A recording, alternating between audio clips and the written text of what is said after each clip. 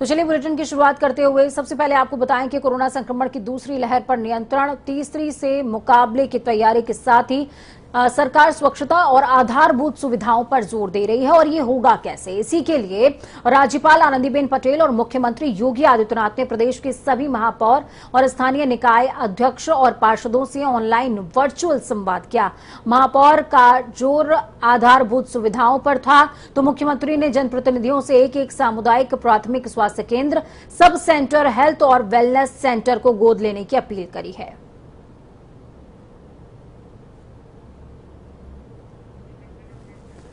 तो सीएम योगी ने महापौर और पार्षदों से अपील करी कि अपने अपने क्षेत्र के सीएचसी और पीएचसी को गोद ले लें। तो आपको बता दें कि गोद लेने की यह अपील पहले विधायकों से भी सीएम कर चुके हैं। उत्तर प्रदेश के राज्यपाल आनंदीबेन पटेल से मुलाकात करने कांग्रेस पार्टी का एक प्रतिनिधि मंडल राजभवन पहुंचा।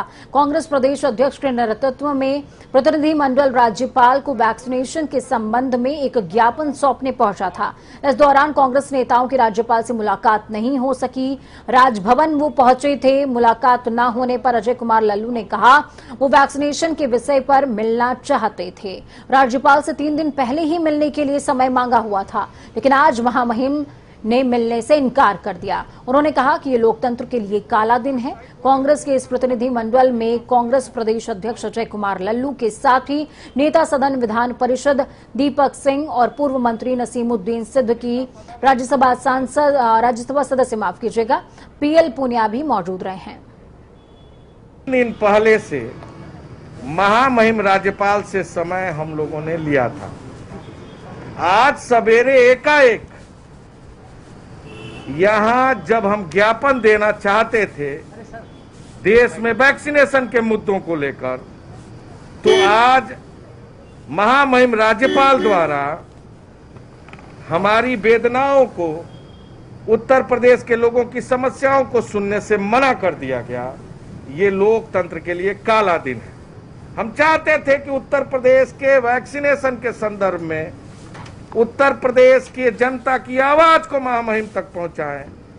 उत्तर प्रदेश की सरकार हर मोर्चे पर विफल है, इस विषय को उन तक पहुंचाएं, लेकिन महामहिम ने मिलने से मना कर दिया।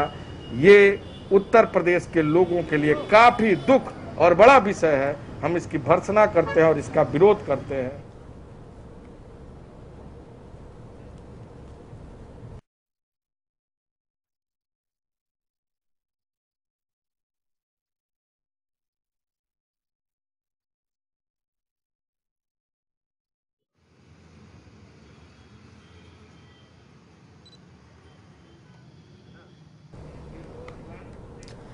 वैक्सीन को लेकर कांग्रेस पार्टी ने सरकार पर गंभीर आरोप लगाए हैं। कांग्रेस प्रवक्ता अंशु अवस्थी ने कहा कि वैक्सीन लगाए जाने की धीमी गति और केंद्र सरकार की वैक्सीन में अलग अलग नीति की वजह से गंभीर संकट उत्पन्न हो रहा है। साथ ही वैक्सीन की कीमतों के अलग अलग होने की वजह से राज्य सरकारों पर अतिरिक्त बोझ भी डाला गया है।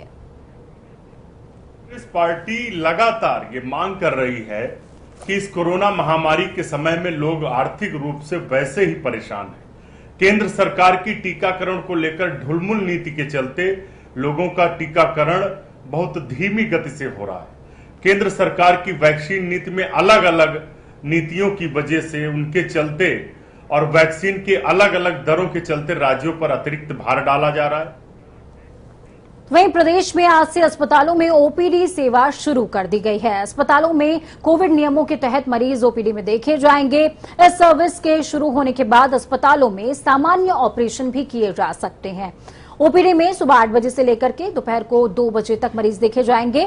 इसके अलावा एंटीबॉडी जांचने के लिए आज से सीरो सर्वे भी शुरू हुआ है। इसकी जानकारी नवनीत सहगल ने पहले ही दी थी। कोरोना की दूसरी लहर में संक्रमण के फैलाव और वायरस के खिलाफ प्रतिरोधक क्षमता का स्तर जानने के लिहाज से आज से सीरो सर्वे की शुरुआत हुई है। ये सर्वे 6 जून तक जारी रहेगा। डॉक्टरों को भगवान कहा जाता है, भगवान का दूसरा रूप कहा जाता है, लेकिन जब उनके अंदर की संवेदनाएं मर जाएं तो आप क्या कहेंगे? कुछ ऐसा ही देखने को मिला वाराणसी में बीएचयू अस्पताल में, जहां 18 दिन के एक मासूम की मौत केवल इसलिए हो गई क्योंकि उसे बेड खाली होने के बावजूद एडमिट नहीं किया गया। बताया जा रहा है कि 18 दिन पहले महिला ने एक निजी अस्पताल में बच्चे को जन्म दिया। बच्चे को निमोनिया के साथ ही सांस लेने में तकलीफ थी।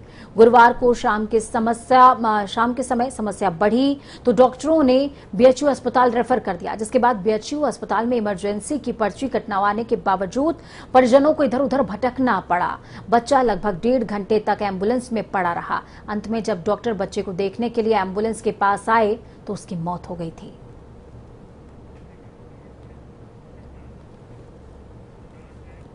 अब बात सूबे के अंदर कोविड केसेस की कर लेते हैं। एक्टिव केसेस की संख्या दिन पर दिन कम होती जा रही है। बीते 24 घंटे में 3,40,411 सैंपल्स की जांच हुई है, जिनमें से 1,268 नए संक्रमित मिले हैं। इस दौरान 108 लोगों की मौत हुई। प्रदेश के अपर मुख्य सचिव अमित मोहन प्रसाद ने बताया कि इस समय सक्रिय मामलों की संख्या 25,546 रह गई है। प्रदेश में रिकवरी रेट 97.30% है। पॉजिटिविटी रेट इस वक्त 3.4% हो गया है।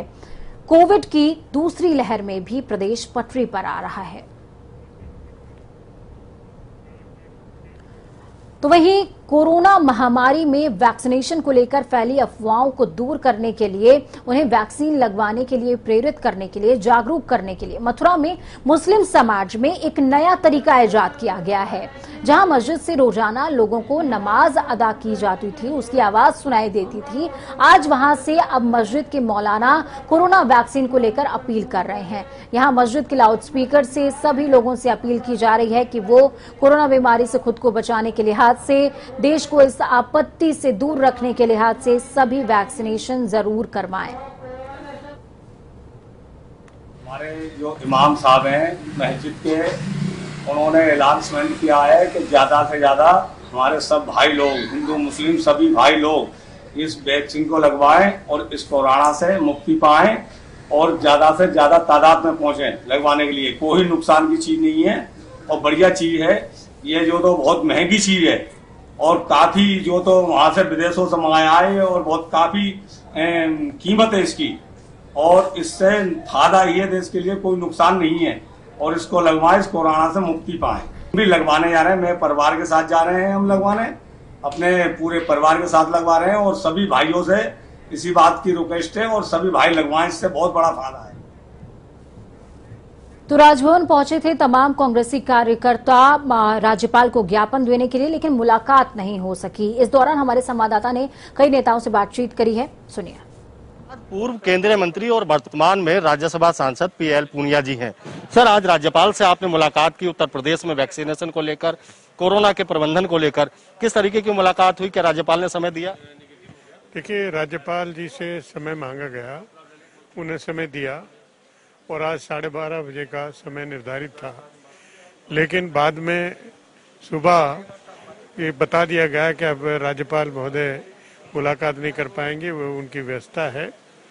और उनकी उपस्थिति यहाँ थी, लखनऊ में थी, राजभवन में थे और आसानी से 1 मिनट 2 मिनट ज्ञापन ले सकते थे। ज्ञापन लेके और महामहिम राष्ट्रपति जी को भेजा जा सकता था, लेकिन दुर्भाग्य है कि प्रजातंत्र में विपक्षी दलों के जनप्रतिनिधियों को इस तरह से ट्रीट किया जाएगा, उनकी उपेक्षा की जाएगी, ये कभी पहले कभी नहीं देखा था। ये नया इतिहास बनने जा रहे हैं, ये प्रजातंत्र के लिए काला दिवस है। पूनिया जी, आपने पूरे देश को बड़ी बारीकी से देखा है, झारखंड के आप कांग्रेस के प्रभारी भी हैं, क्या हालत रही उत्तर प्रदेश की, छत्तीसगढ़ के प्रभारी भी हैं, तो आप ये समझिए कि किस तरीके की हालत उत्तर प्रदेश में रही। लाशें पाई गई गंगा किनारे, हालांकि सरकार तमाम बड़े बड़े वादे करती है, दावे करती है कि हमारा प्रबंधन शानदार रहा, क्या लगता है आपको? देखिए, स्वयं अपनी तारीफ करके, अपनी बढ़ाई करके कोई बड़ा नहीं बनता है। हकीकत है, जो ग्राउंड रिपोर्ट है, जो मीडिया के माध्यम से आती है, जनता के सामने से आती है, वो पूरी तरह से स्पष्ट है। अगर इतना अच्छा है तो नदियों में लाशें क्यों बह रही हैं? नदियों के किनारे लाशें दफनाई गई है और उनकी कोई गिनती नहीं है। वो जो कोरोना के जो फिगर्स हैं उसमें वो सम्मिलित नहीं है और जो कोरोना के केसेस को डील करने का जो तौर तरीका है, जो उनका व्यवस्था थी, वो भी पूरी तरह लचर रही। कौन नहीं जानता कि बगैर ऑक्सीजन के, बगैर ऑक्सीजन बेड के, बगैर आईसीयू बेड के हजारों हजार लोगों ने दम तोड़े हैं, सड़कों पर दम तोड़े हैं, जगह नहीं मिली है। तो इसके लिए दोषी कौन है?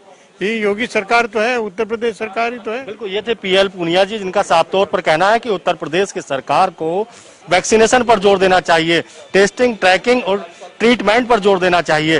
हालांकि आज राज्यपाल से कांग्रेस का डेलीगेशन मिलने गया था, राज्यपाल ने मुलाकात का समय नहीं दिया।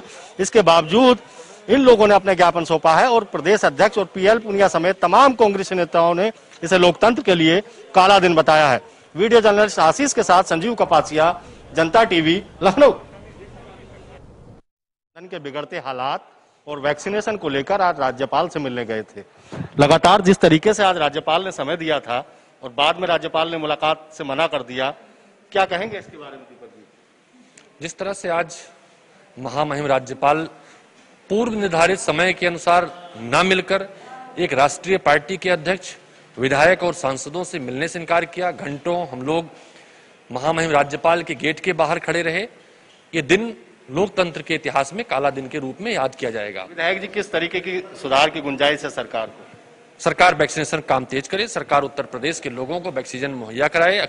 जब वैक्सीन मुहैया रहेगी, वैक्सीन लोगों को लग जाएगी, समय से लग जाएगी, तो उत्तर प्रदेश अपनी रफ्तार पकड़ लेगा। अन्यथा उत्तर प्रदेश की जिस तरह से अभी तक बद से बदतर हालात में पहुंचा दिया है, 30 साल में सबसे बुरे दौर पहुंचा दिया है, उत्तर प्रदेश की जनता इस अक्षम सरकार को कभी माफ नहीं करेगी, इतिहास माफ नहीं करेगा। ये थे दीपक सिंह, जो विधान परिषद में कांग्रेस के नेता सदन है, जिनका साफ तौर पर कहना है कि उत्तर प्रदेश सरकार को वैक्सीनेशन पर जोर देना चाहिए, टेस्टिंग और ट्रीटमेंट पर ध्यान देने की जरूरत है। वीडियो जर्नलिस्ट आशीष के साथ संजीव कपासिया, जनता टीवी, लखनऊ। कोरोना की दूसरी लहर के बाद अब ब्लैक फंगस का कहर भी बढ़ता जा रहा है। राजधानी लखनऊ की अगर बात करें तो केजीएमयू अस्पताल में ब्लैक फंगस के कई हैरान कर देने वाले मामले सामने आए। अभी ब्लैक फंगस लोगों के दिमाग और आंखों पर हमला करता रहा, लेकिन अब इसका असर दांतों पर भी हो रहा है। दांतों पर इसका असर देखने को मिल रहा है। केजीएमयू अस्पताल में अब तक 15 मरीजों के दांत निकाले जा चुके हैं, जिसके लिए डॉक्टरों ने दांत, जीभ और मसूड़ों को अच्छी तरह से साफ रखने की सलाह दी है। राजधानी लखनऊ के जिलाधिकारी अभिषेक प्रकाश ने mega vaccination centre KD Singh Babu stadium का निरीक्षण किया। इस दौरान उन्होंने लोगों के लिए किए जा रहे वैक्सीनेशन का जायजा लिया। साथ ही डीएम अभिषेक प्रकाश ने वैक्सीन लगाने आए लोगों से बातचीत करी। डीएम अभिषेक प्रकाश के साथ में सीएमओ संजय भटनागर भी मौजूद रहे।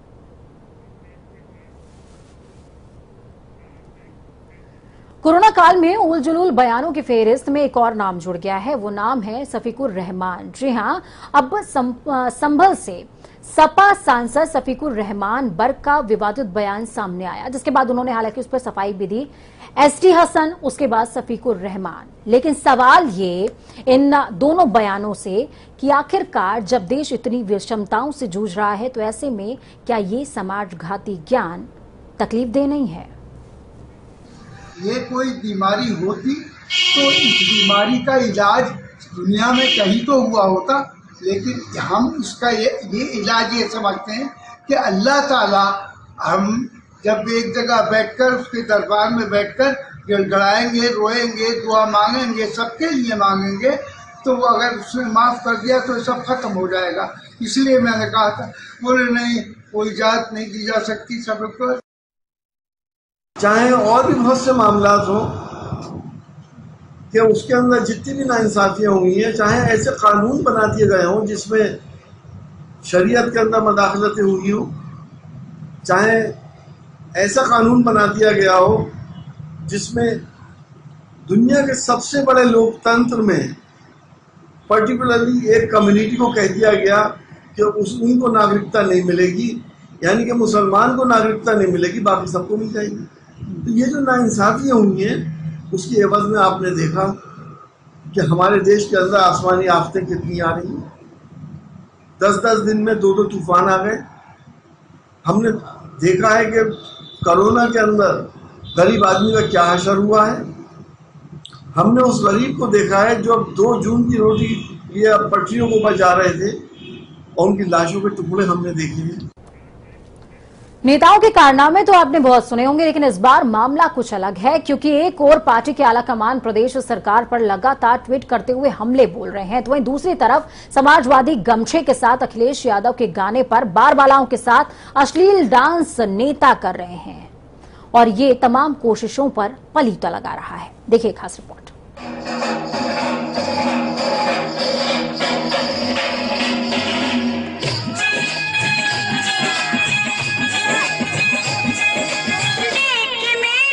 हटिए, जरा साइड दीजिए।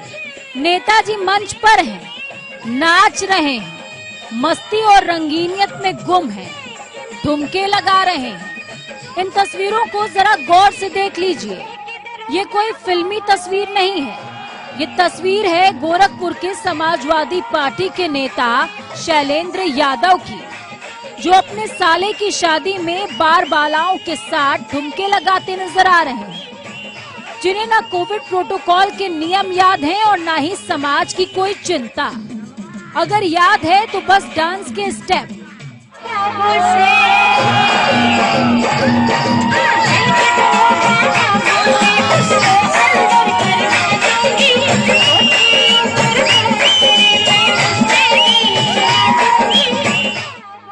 शायद नेताजी ने कोरोना काल को कुछ ज्यादा ही सीरियस ले लिया है कि जिंदगी है तो अभी है, फिर कभी नहीं। नेताजी कोरोना की गाइडलाइन को फॉलो तो नहीं कर रहे, लेकिन डांस के एक एक स्टेप को पूरी तन्मयता के साथ फॉलो कर रहे हैं। जहां एक और मंच पर बारबालाओं के साथ नेताजी अतरंगी ठुमके लगा रहे हैं, तो वहीं दूसरी ओर नीचे खड़े उनके सैकड़ों समर्थक इसका लुत्फ उठा रहे हैं। न किसी को मास्क की चिंता है, न किसी को कोरोना का डर है। आपको बता दें कि शैलेंद्र यादव वार्ड संख्या 17 जिला पंचायत सदस्य रेणु यादव के पति हैं, जो मास्क लगाना तो भूल गए, लेकिन बारबालाओं के बीच पार्टी का सफाई गमछा लहराना नहीं भूले।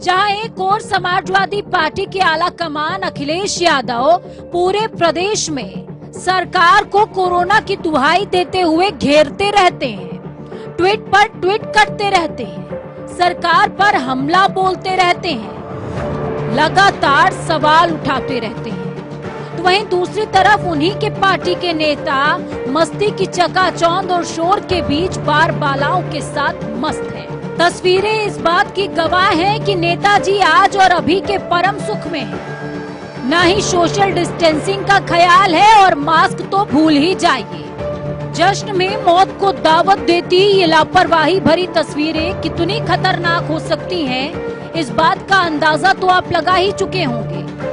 पूरा देश कोरोना महामारी से अभी उबर भी नहीं पाया है, लोगों की मौतों का सिलसिला अभी भी जारी है, लेकिन इन सबसे बेपरवाह समाजवादी पार्टी के छुटभैया नेता डांस की महफिल की रंगीनियत का मजा लूट रहे हैं। इन्हें न गरीबों की आवाज सुनाई देती है, न ही उनकी आहें। बस याद रह गया है तो डांस के स्टेप और सफाई गमछा, जो कि इस समय नेताजी के गले में नहीं हवा में है। अखिलेश भैया के बात नाज हो, अब की बनाई अखिलेश जी के ताज हो।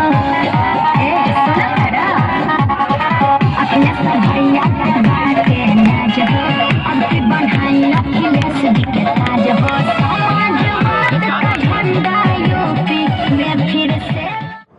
गाने में बात दरोगा जी की हुई है, तो वो तो आएंगे ही। पूरा कारनामा एसपी दिनेश कुमार तक पहुंचा। एसपी ने कोविड गाइडलाइन का पालन न करने का हवाला देते हुए और अश्लील डांस करने वाले लोगों के खिलाफ मुकदमा दर्ज करने के आदेश दे दिए। थाना कैंपेरगंज क्षेत्र में एक शादी समारोह में कुछ लोग अश्लील डांस करते हुए एक वीडियो वायरल हो रहा है। इस संबंध में जांच किया गया है। उस तथ्यों के आधार पर एफआईआर दर्ज करने के लिए मेरे द्वारा आदेश कर दिया गया है। जो भी उसमें शादी समारोह जिन्होंने भी ऑर्गेनाइज किया है और अश्लील डांस जिसने भी ऑर्गेनाइज किया है, और जिन्होंने भी वहाँ पे वहाँ नाचा है और कोविड अधिनियम नियमों का उल्लंघन किया है, उन सबके खिलाफ मुकदमा दर्ज करने के लिए मेरे द्वारा आदेश कर दिया। इनके खिलाफ सख्ती से कार्रवाई की जाएगी। बात बिल्कुल स्पष्ट है और दो टूक भी। अगर इसी तरह कोरोना के नियमों की दिन दहाड़े धज्जियां उड़ती रहीं, तो कोरोना की तीसरी लहर की त्रासदी को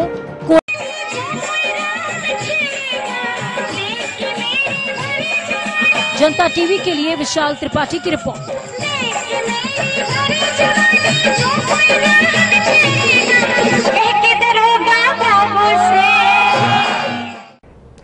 एक तरफ समाजघाती ज्ञान और दूसरी तरफ नेताजी के ठुमके। सोचिए कि समाज किधर जा रहा है। आपको पाबंदियों से छूट मिल गई तो कुछ भी करेंगे क्या? ऐसा नहीं हो सकता। नियमों का ख्याल रखिए, नियम आपके लिए हैं। वक्त छोटे से ब्रेक का।